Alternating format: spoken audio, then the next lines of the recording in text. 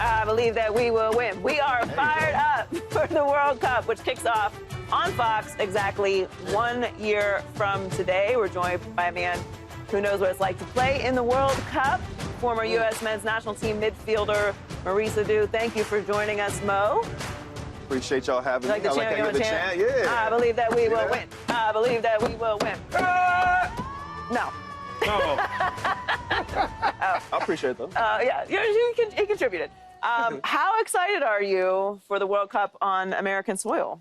I mean, it's everything. We were watching that video right there, and I saw Paul's reaction. He was excited. Key, not so much over here. He's telling me he's not going to games. I don't know why, but I mean, it will have been 32 years since we had the World Cup in this country. And I mean, I feel blessed because it's not often that you get to see 2 World Cups in your host country, right? And for us in soccer, this is the pinnacle. This is the biggest event you can have. And so the opportunity for these kids that are part of this national team, it's massive. I remember in 1994 when the World Cup was here and my dad took me to some of the activations around the Rose Bowl. I got Nigerian parents, right? So I've seen like celebrations. I've seen cultural celebrations. But to see something of this nature where it's so many cultures all merged together celebrating this sport, I mean, it was special. It opened my eyes. I was 8 years old at that time. And it just really put things in perspective of how big this game is, how much reach it has. And so the opportunity is massive here for us again. How does the 48 teams change the tournament for the players, having 48 teams in? It's different. Now you got an extra round, right? Now you got a round of 32 to compete in if you get out of the group stage. But ultimately, I think the bigger picture with that one is it's opportunity. You got all these small countries that never would ever qualify for a World Cup. We just saw Uzbekistan and Jordan qualify for a World Cup. This is their first time ever in their country's history to qualify for a World Cup. So I like the fact that it's expanding the global game, giving these smaller countries an opportunity. But you just got to go one more round now if you want to win the whole thing. What city are you most excited to see a game in? Ooh. I know. I know you probably got a couple cities in mind. I already know which one Key's gonna say. I'm gonna write down my guess for. So look, all right. There's 3 countries that it's in, right? Mm-hmm. It's in the United States. It's in Canada. It's in Mexico. From Mexico, Mexico City. For sure. Mexico City. Yep. In Canada, yep. T-Dot, Toronto. Mm-hmm. In the U.S., oh man. Say the right thing.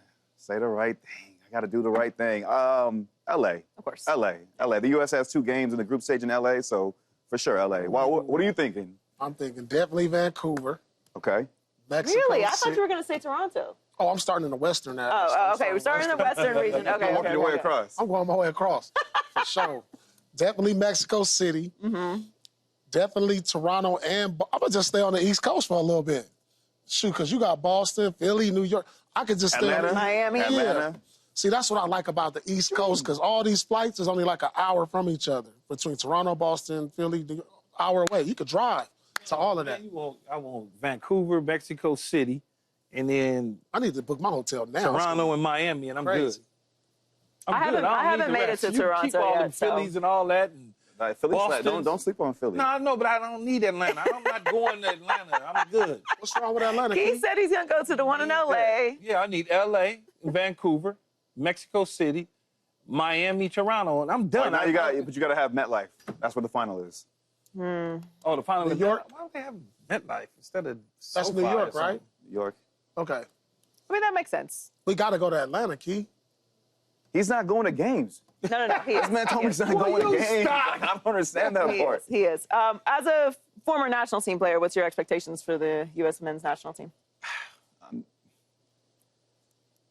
So I guess when you ask that question, it's like, what's your goal for this team, and where should they reach? I mean, ultimately, you want to win a World Cup, and I mean, maybe that sounds naive, me putting that out there as what their bar should be, but you were just asking me about the extra round, the 48 teams now.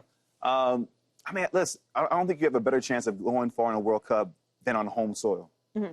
This team hasn't shown well over this last spell of time, but I still believe in this group. I'm still bullish about this group and what they can accomplish because we've seen them have success. So they're going through a rough spot, and you guys have all been in sports, right? And you know some of your best moments come after some adversity. They're going through a little spell of adversity, so it's on us as fans to kind of challenge them, to get behind them, support them, but they got to figure it out on their own, coach included, of how they can turn things back around and get us believing in them again. So, Mo, since they don't have to qualify, how should they prepare, though? That's why every game is important. Difficult? It is difficult, but that's kind of the gift and the curse of being the host country. You don't have World Cup qualifying. You don't have to go through that cycle, which is, man, when you go through that cycle, you're playing all these games in like Honduras on the road, Guatemala, these tough conditions, and that helps you prep, right? Oh, really? Yeah, because you galvanize. The conditions are crazy. Conditions are crazy, first of all, but collectively you're growing together. You're learning why are the conditions tough though? Is because the infrastructures and stuff like that aren't in place? The infrastructure is there, but it's just part of that is that, yes, but just like the conditions from the weather conditions, the logistics, as well as like the surface, the pitch conditions, the fans are hostile, they're throwing stuff at you. But that's what you kind of want to be involved in, right? Because you grow as a group, you know who your dogs are. You what? But you learn about yourself, you learn about your team through that process. All right, I had one question, but it made me think, like, being that the game is on American soil, like, what's your expectations for the type of crowds? Because when it's in other countries, it's different. You expect those same type of crowds? Yeah.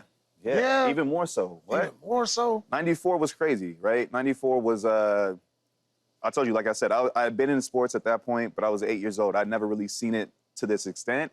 And it opened my eyes to just how big of a global game it is. Already, everyone wants to be in the United States anyway. Yeah. It's a destination. Everyone wants to come here. And now you got the biggest event in the world happening here. Yeah, I expect it to be madness. 94 was at the Rose Bowl, right? 94, that was one of the stadiums, yeah. And the host of the final. I remember I was in college at the time. Those crowds are ridiculous. And the passion from, like, the beauty of this sport is, you know, pretty much everywhere in the world, this is the #1 sport. In every country, you got to travel. You know, every country has their own cultural celebrations and different things that bring up the passion that they have for who they are as people. And you see that you see it translate in the stadiums, in the walk up to the stadium, in the build up to the stadiums, in the parking lots, all over the city. They're gonna take over, and I'm excited to see just all that cultural influence and the pride that these different people have for their countries. What country? What country's crowd is like that you've been in front of or played in front of? That was like, whoa. The crowd, like in the stadium or outside the stadium? That country, the countries that they were cheering for, that crowd. Like you played against Germany. Or something. And they were like, oh, hold on, when we played them. Okay, you were asking me about stadiums, Azteca Stadium. Whenever we play in Mexico, that's our biggest rival. Yeah, it's crazy. It's crazy. Like, even before you get to the stadium, when you get into the hotel, they somehow always find our hotel. They know where we're at. So the whole night before, you have people calling your rooms, like trying to keep you up. There's like music outside, drums, all this like madness, everything, right? And then when you get to the stadium, the game day of the game, there's like this long walk that you got to go down through the tunnel to get to the actual pitch. And that whole way up, the noise just starts building. By the time you walk into the stadium, it's deafening. Like you can't Gladiator. What about the altitude? Altitude plays a role for me. How do you prepare? Because when do you go in, first of all? Like what's the couple days? I feel like they haven't really solved that. Like they've tried so many different approaches going early, and then there was a study that came out that actually said that doesn't actually work, right? So you prepare as best as you can. Some teams that try to do like altitude training in their home countries before they come, or in their club teams before they come.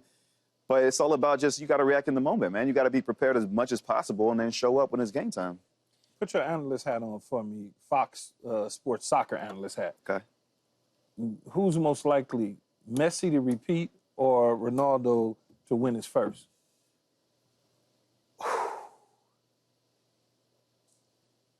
So, you know, I was going to say Messi. If you ask me who the GOAT is, I'll tell you it's Messi. But I feel like it's harder to repeat. I feel like it's harder to repeat because now there's a spotlight on you. There's a bullseye on you. Ronaldo, I feel like he'll be incredibly hungry. They just won European Nations League. Portugal's in a good place right now. And that's the one thing he hasn't done. Like, that's the one thing that Messi has over him. So if he can go and, you know, tick that box, I still think Messi's the GOAT. But he can now put himself back in that conversation. But I would probably say Portugal maybe has a slight advantage in terms of they're trying to do it for the first time. And this should be Ronaldo's last World Cup. So Messi's the GOAT. This will be Ronaldo's first World Cup, potentially. If they can win it, yeah. What would it mean if Mbappe led France to a second World Cup in 12 years? Mbappe was supposed to be next. Mm-hmm. Like, he was supposed to be next up. And when Messi and Ronaldo, as we all do, they started getting older and you were hoping the dynamic was going to shift, the tide was going to sway. It was Mbappe. It was Mbappe's crown to take. If he can go and win a World Cup again, I mean, that he would be just adding to his legacy and starting to really reshape what we think as the conversation for the next great player. Next GOAT? The next GOAT is, he'll start putting himself in that conversation. He'll be putting himself as the front runner for the best player in the world. Because right now, I don't think he is, which is crazy to say. There's a 17-year-old kid named Lamine Yamal. Yeah, 17, bro. Would he take the title as the best player if he won? If he, Spain, right? Yeah. He's, I mean, so I just told you Messi's the GOAT. 17? At 17, bro. At 17. He's better than Messi was at 17. Well, he's been playing soccer in the streets since he was 9. Maybe younger. Maybe younger. No, the reason I say that because it was crazy when I was overseas, like last year before, they was out there playing soccer on concrete in the streets. Like little kids, they was training them and stuff. I was like... Did you ever play soccer? No. I did. You did, right? You did. It wasn't part of... Why? Well, one, here in Los Angeles, that just wasn't... It was basketball, football, baseball. Soccer just wasn't part of our community. Soccer was definitely part of Wasn't part of our community at all. The essays be always at the park every day. Essays, yeah. For sure. Every time I'll be on the basketball court, they right there playing. Yeah, so, But what got you into it? well, soccer is huge for women, obviously. We know the U.S. women's national team has been incredible for some time. So, and I played a bunch of sports. But I just love soccer because I was a physical player. And I like the physicality of soccer. I was fast, and then I tore my ACL. Our senior that was NBA it analyst for me. Rick Bucher played in college, I believe. You played in college. Okay. Yeah, I was recruited for soccer in college. I ran track instead. What do you think that soccer can do for our country, though? Because obviously, we all know how impactful it is internationally. Key and Paul are talking about, it not necessarily being a sport that we default to playing here. I feel like everyone plays soccer, football, when they're little, but then they sort of splinter off into different sports. But the opportunities that you have within the game of soccer are basically unlimited at this point when you're talking about what you can make, the type of fame that you can have and power and brand deals. Like internationally, it is a completely different conversation than anything that we have going on in the States. So what do you think that this World Cup will do for that? Because obviously it was impactful on you. It was. So I'll go back first. 94, when the World Cup was here, what came out of that was Major League Soccer, right? It birthed the whole league in this country for us. So that just shows you the impact of a successful tournament on so many different fronts. So now fast forward, we're in a much better place as a domestic league. We're in a better place logistically as a I guess, footballing country in the whole ecosystem globally. But I like what you said there, right? The reason you didn't grow up playing it is you didn't see it around you. You didn't have access to it. It wasn't right there in front of you. So this is the opportunity here is how do we use this moment to now continue to grow the game from, the 1,000-foot view, but also grassroots as well. Yeah. Because I'm a big believer that this game sells itself, right? If I feel like if you would have seen it in front of you, you would have seen it in front of you. Oh, man, you would have fallen in love with it the same way that I did, too. the same way that Joy ended up playing it and liking it, right? It's like, so I think the opportunity there is to continue to put a spotlight on this game and grow this game here and really put us on the global stage to where we have more and more respect and we're adopting new fans and keeping those new fans. You know how good I would have been if... don't No, I'm saying, no, think about though. I don't know how good you but would check have this out, though. So if I was growing up in South Central Los Angeles, where I grew up at, and I had a Ronaldo or a Messi that came before me, and they grew up in my neighborhood, and I saw them like I saw Darryl Strawberry and Eric Davis and them, and I wanted to be that, I'd have been good, man. So what position? I don't know. Goalie. Goalie? Yeah, maybe goalie. Tall, got hands, quick lateral movement. I see you more as like a kit man. You know the kit man? You know what the kit man is? No, you get ready to educate me. Okay, so the kit Dude man on the is sideline giving everybody towels. Shut up, Paul. Let this man explain. That's you, bro. Oh, man. You prepare the kids before the game. You put all our jerseys in the locker room. You clean up the laundry when it's done and dusted. Like, No, that's okay. You're crazy. I got for that. something for you when we get off the air. You're crazy for that. You're crazy for that. And I'm gonna see you in about an hour and a half at the event on the lot. We're gonna have a conversation. Thank you for joining us, Maurice. We're looking forward to having you back Paul, you do that on the show as the world's biggest sporting event gets closer and closer. We appreciate you stopping by. Okay. Oh, my God. Subscribe here to get the latest from Speak, and go watch a few segments from our other shows on FS1.